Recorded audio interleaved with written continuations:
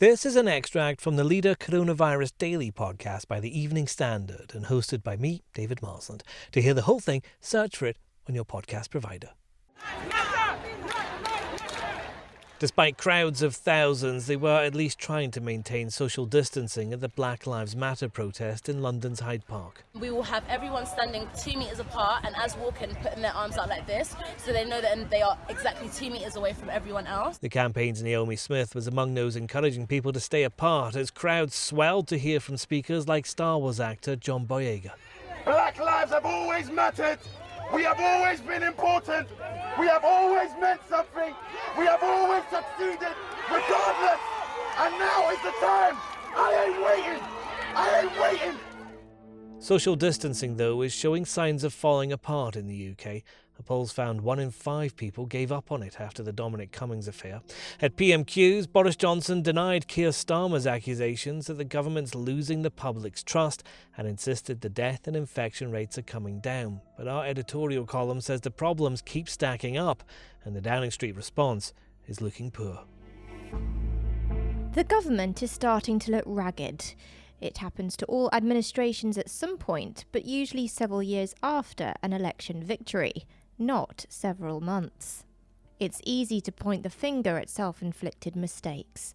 The miscommunication over the easing of the lockdown, the farce of the travel quarantine, the sleight of hand with the stats. Above all, the high-handed arrogance in response to the revelations about Dominic Cummings. But the government's problems are rooted in a central truth. More people have died in Britain as a result of this virus per head of population than in most other advanced countries. Our public knows this. A poll this week showed that there is no European country that Britons believe has handled the outbreak less well than the UK. And every European population, including Italy and Spain, thinks that the UK has handled COVID worse than them. Ultimately, administrations thrive or fail on the strength of their performance. The troubles facing this government are just beginning. Among those troubles are the quarantine laws that Home Secretary Priti Patel announced earlier and which have been widely criticised. 14 days self-isolation for people coming into the country, pre-flight forms will need to be filled in and there'll be spot checks by border patrols. Ms Patel says they're needed because the UK is now more vulnerable to infections from abroad.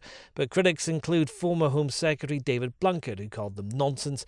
Airlines are warning they'll hit them hard financially and won't work anyway. I'm joined now by Chris Gota from the International Air Transport Association. Chris, why don't you think these plans will work? IATA is not an expert in the transmission of viral disease. Just to be clear on that, we're happy to follow the recommendations of scientists who have been looking at this.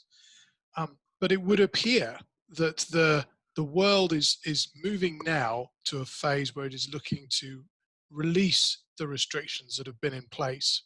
So the first question that we would put to the UK government is, why now are you going in the opposite direction to, for example, the rest of Europe, which is looking actively, for the most part, at releasing its lockdown?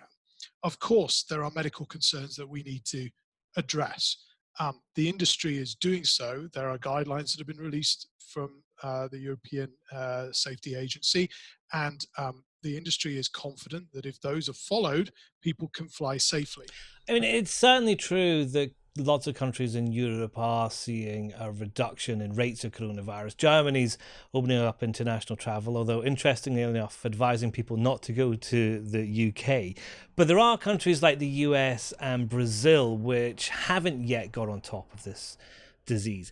Is it right that people from those countries can come to the UK without any quarantine at all? Well, there are some legitimate concerns which people have raised about that. I think that's partly why this idea of an air bridge has been suggested, where there could be some criteria put in place to allow countries with a broadly comparable infection rate or R rate or whatever the decision is to connect.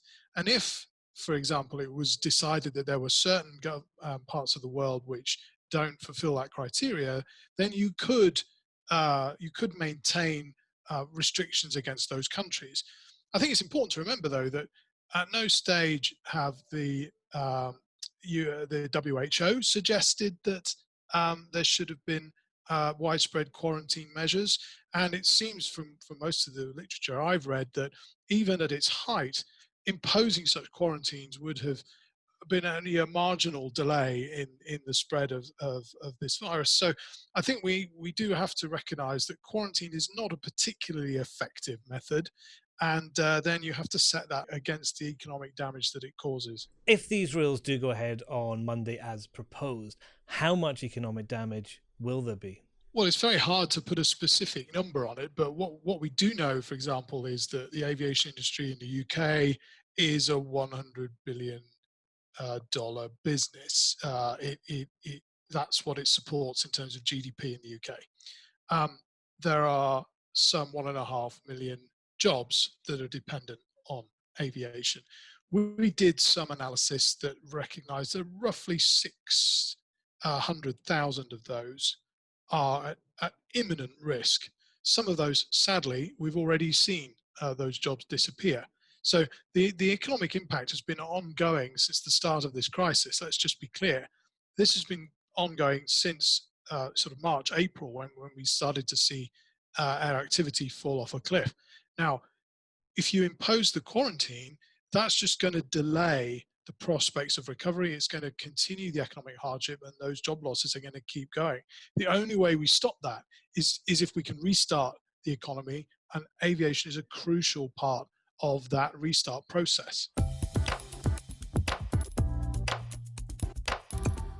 Search for the Leader Coronavirus Daily on any podcast provider to hear more from the podcast.